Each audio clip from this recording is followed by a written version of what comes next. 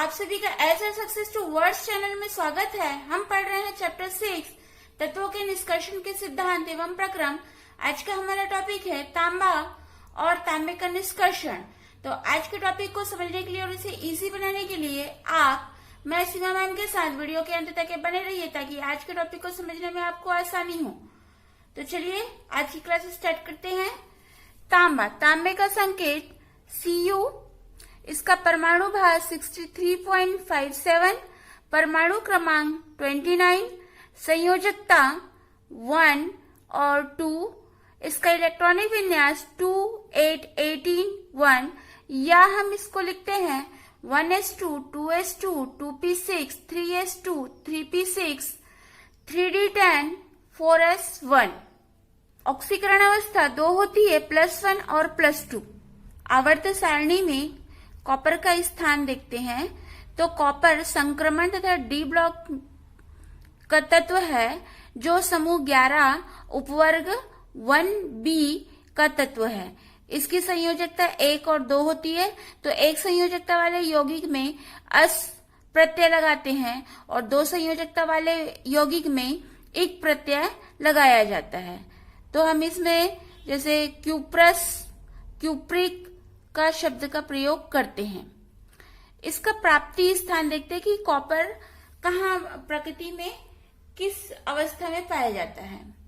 तो प्रकृति में कॉपर मुक्त और संयुक्त अवस्था दोनों में पाया जाता है। मुक्त अवस्था में यह सुपीरियर झील, साइबेरिया, यूराल पर्वत, चिली, रूस आदि स्थानों पर पाया जाता है और पृथ्वी की सतह पर यह 0.0001% पाया जाता है। हमारे देश में तांबा सिक्किम, भूटान, नेपाल, राखा पहाड़ व सिंह भूमि में पाया जाता है, जो इंडियन कॉपर कॉरपोरेशन लिमिटेड द्वारा आधुनिक विधि से निष्कर्षित किया जाता है। और संयुक्त अवस्था में तांबा अयस्क व खनिज के रूप में पाया जाता है। यहाँ पर कॉपर के खनिज एवं अयस्क कुछ इस प्रकार हैं। फर्स्ट, ऑक्साइड के रूप में क्यूप्राइट या रूबी कॉपर। सेकेंड, सल्फाइड में copper glass, copper pyrites. Third, carbonate में मैलेकाइट और एज्योराइट। आगे देखते हैं तांबे का निष्कर्षण। तो अयस्क की प्रकृति के अनुसार कॉपर को अलग अलग 3 विधियों से प्राप्त किया जा सकता है। तो फर्स्ट विधि है मुक्त कॉपर से। यहाँ पर हम थोड़ा सा इमेजिन करेंगे कि इस प्रकार से होता है करके। तो यहाँ पर जो मुक्त कॉपर से कह रहा है, यानी कि कॉपर जब मुक्त अवस्था में पाया जाता है तो मुक्त अवस्था में कॉपर चट्टान के रूप में पाया जाता है। तो यहाँ पर जैसे हमने इमेजिन किया है कि ये कॉपर की चट्टान है जो एनोड का कार्य करती है और इसके चारों तरफ खाई बना दी जाती है जिसमें कॉपर सल्फेट का अम्लीय विलयन डाल दिया जाता है और यहाँ पर कॉपर की शुद्ध कॉपर की छड़ लगा दी जाती है जो कैथोड का कार्य करती है। अब चूंकि ये प्रकृति में हो रहा है तो यहाँ पर इस प्रकार से इसको व्यवस्थित कर दिया जाता है और जो ये कॉपर की चट्टान होती है यहाँ से जो शुद्ध कॉपर पिघल करके ये शुद्ध कॉपर की छड़ की ओर आता है और इस प्रकार से शुद्ध कॉपर प्राप्त कर लिया जाता है। सेकंड है ऑक्साइड और कार्बोनेट अयस्क से। तो अयस्क का पहले परावर्तनी भट्टी में निस्थापन किया जाता है जिससे उसकी नमी दूर हो जाती है और जो कार्बोनेट अयस्क होता है ये ऑक्साइड में परिवर्तित किया जाता है।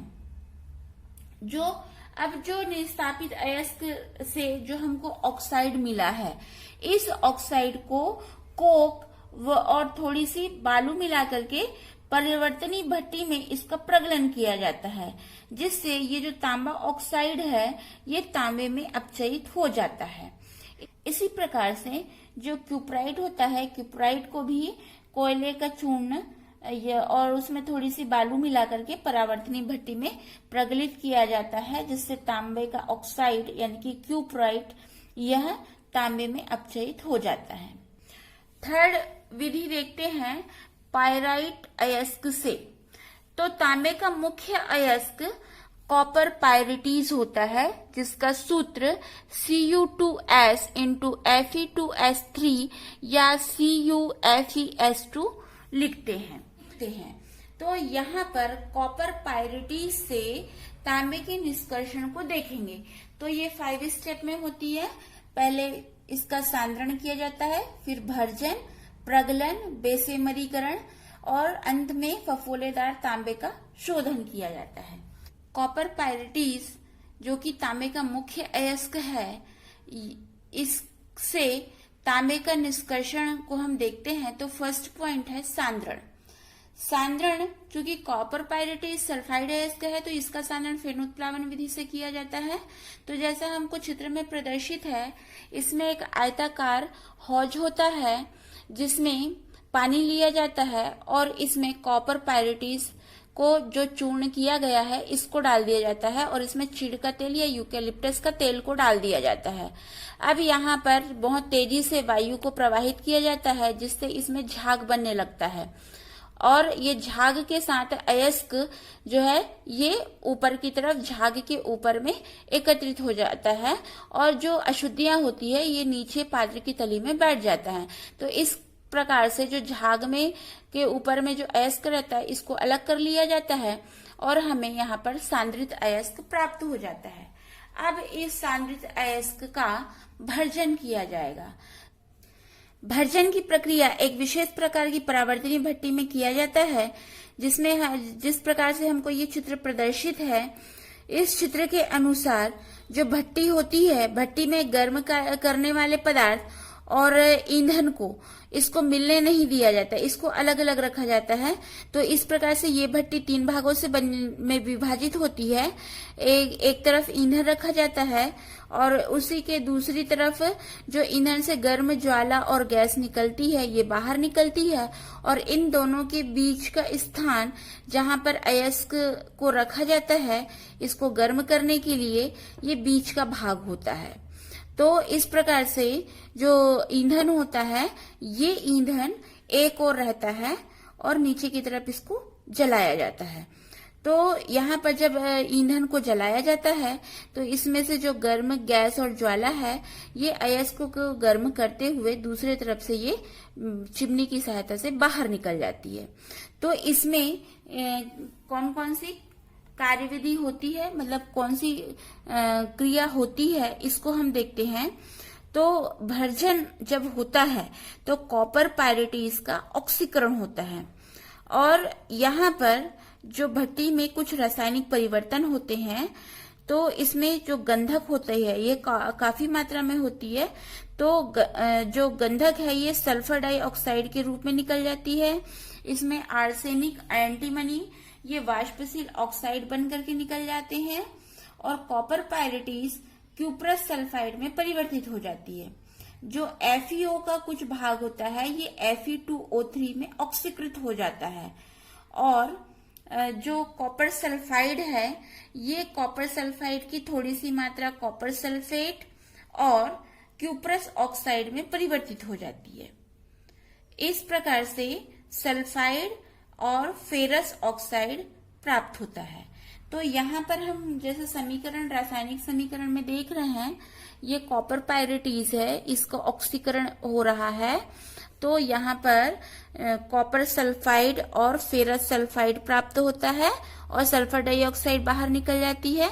जो फेरस सल्फाइड होता है ये फेरस सल्फाइड ऑक्सीजन से अभिक्रिया करके आयरन ऑक्साइड बनाती है और सल्फर डाइऑक्साइड के रूप में गैस बाहर निकलती है। और यहाँ पर जो कॉपर सल्फाइड है इसका ऑक्सीकरण होता है जिससे ये क्यूप्रस ऑक्साइड में परिवर्तित हो जाती है। इस प्रकार से जब भर्जन की क्रिया हो जाती है तो अंत में copper sulphide, ferrous sulphide, iron oxide और क्यूप्रस ऑक्साइड का मिश्रण प्राप्त होता है।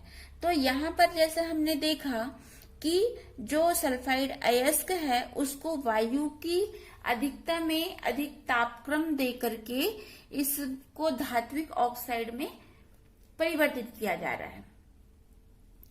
तो इस प्रकार से यह क्रिया भर्जन की क्रिया कहलाती है।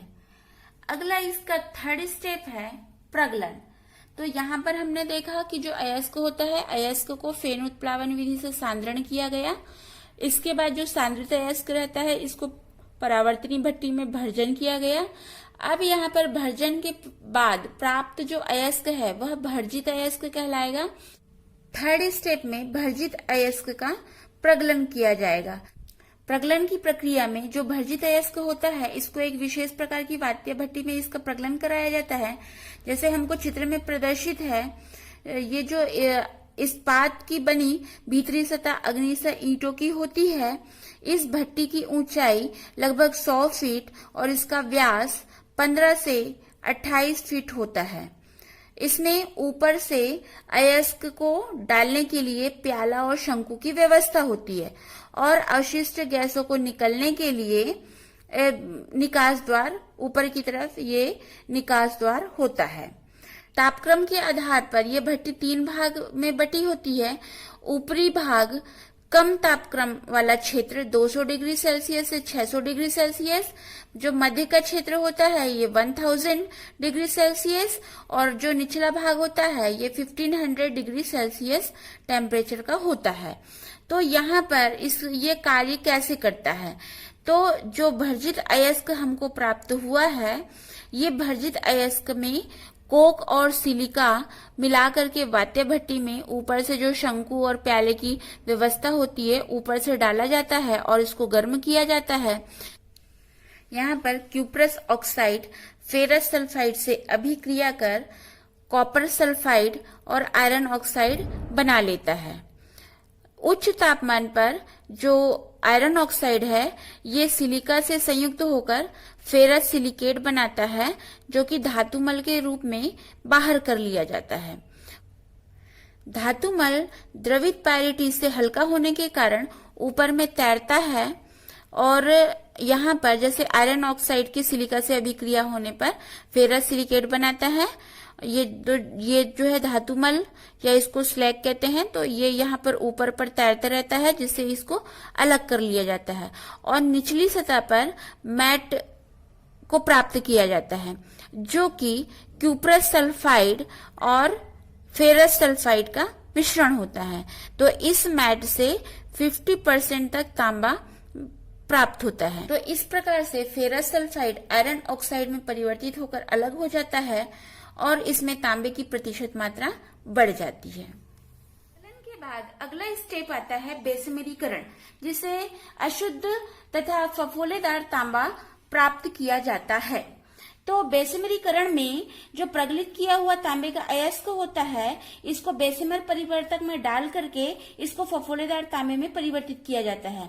जैसे हम इसकी संरचना हमको प्रदर्शित है, ये संरचना में ये एक नाशपाती के आकार का लोहे का बना खोखला पात्र होता है जिसमें अंदर का स्तर मैग्नीशिया या मैग्नीशियम ऑक्साइड का होता है। इसको क्षारीय स्तर भी कहते हैं। इस बेसमेर परिवर्तक में बगल में ट्रायर होता है जिससे हवा की तेज धारा अंदर भेजी जाती है। तो अब यहाँ पर ये कार्य कैसे करता है इसको हम समझते हैं। तो प्रगलित किया हुआ अयस्क से हमें मैट प्राप्त होता है, जो कि क्यूप्रस सल्फाइड और फेरस सल्फाइड का मिश्रण प्राप्त होता है। तो इस क्यूप्रस सल्फाइड और फेरस सल्फाइड के मिश्रण को इस बेसमेर परिवर्तक में डाला जाता है और यहाँ से जो ट्रायर से बहुत तेज धारा में वायु को प्रवाहित किया जाता है।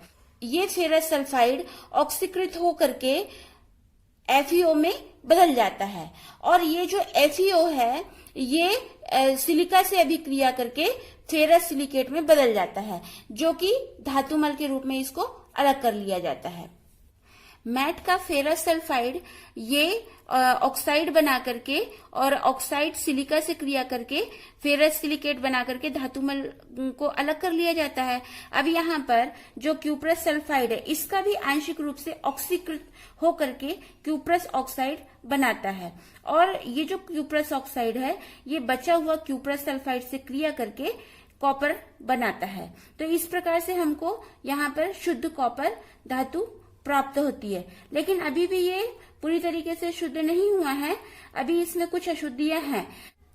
इस प्रकार प्रक्रिया पूर्ण हो जाती है और वायु का प्रवाह बंद कर दिया जाता है और बेसिमर परिवर्तक को उल्टा करके द्रवित धातु को सिलिका की बनी हुई टंकी में उड़ेल दिया जाता है। अब जैसे जैसे तांबा ठंडा होता जाता है, चूंकि यह पूरी तरीके से शुद्ध नहीं है, इसमें सल्फर डाइऑक्साइड के घुली हुई होती है, तो जो सल्फर डाइऑक्साइड है ये बुलबुले के रूप में बाहर निकलता है। तो जब जैसे जैसे तांबा ठंडा होते जाएगा, सल्फर डाइऑक्साइड बुलबुले के रूप में बाहर निकलती जाएगी, जिससे तांबे की सतह पर फफोला पड़ जाता है। तो ये फफोला पड़ने के कारण ही इसको फफोलेदार तांबा कहा गया है। ये जो फफोलादार तांबा होता है, इसमें 98% तांबा होता है और शेष फेरस सल्फाइड और कुछ और अन्य अशुद्धियां रहती है। तो इस प्रकार से बेसिमरीकरण से कॉपर की 98% मात्रा प्राप्त होती है। अगला 5th स्टेप है फफोलेदार तांबे का शोधन। अब हमको बेसिमरीकरण प्रक्रम से प्राप्त फफोलादार तांबा है, इसका शोधन करना है। तो ये 2 विधियों से होती है, एक हरी लकड़ी की डंडी से और दूसरा विद्युत अपघटन से।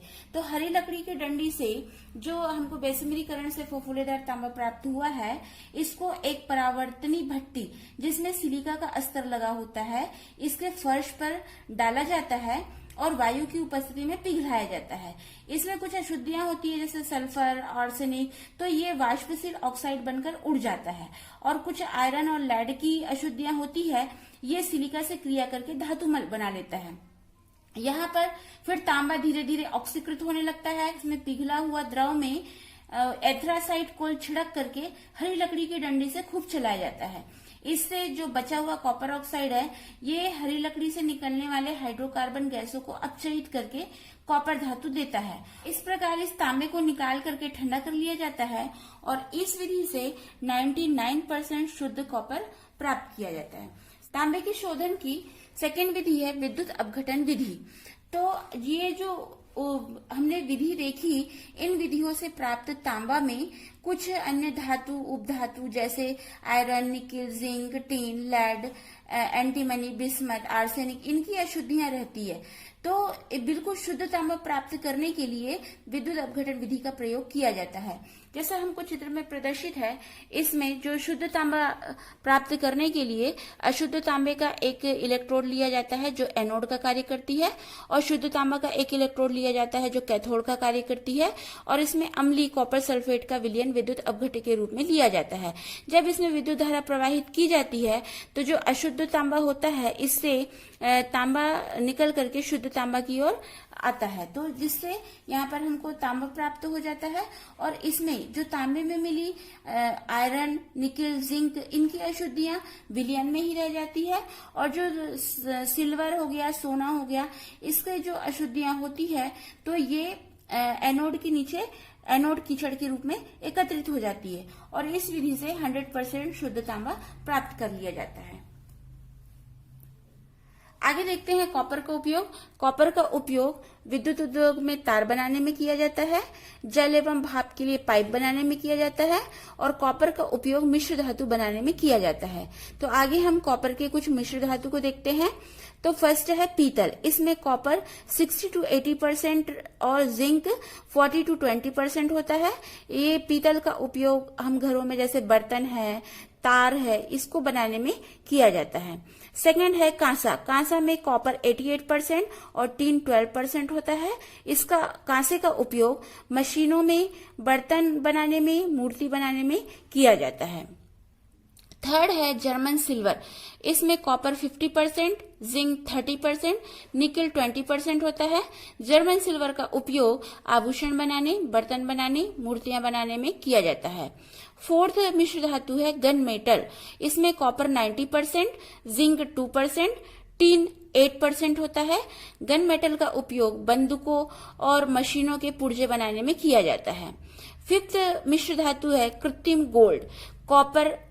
इसमें कॉपर 90%, एल्युमिनियम 10% होता है, और इसका उपयोग गहने बनाने में किया जाता है। आपको वीडियो पसंद आया तो लाइक कीजिए, शेयर कीजिए, और मेरे चैनल को फर्स्ट टाइम वॉच कर रहे हैं तो सब्सक्राइब कीजिए। जिन्होंने सब्सक्राइब कर लिया है उनको थैंक यू, और जो करने वाले हैं उनको भी थैंक यू। आपका एक सब्सक्राइब मुझे मोटिवेट करता है आगे वीडियो बनाने के लिए, और मुझे इंस्टाग्राम पर सीमा साहू 179 को फॉलो कीजिए। Thanks for watching this video.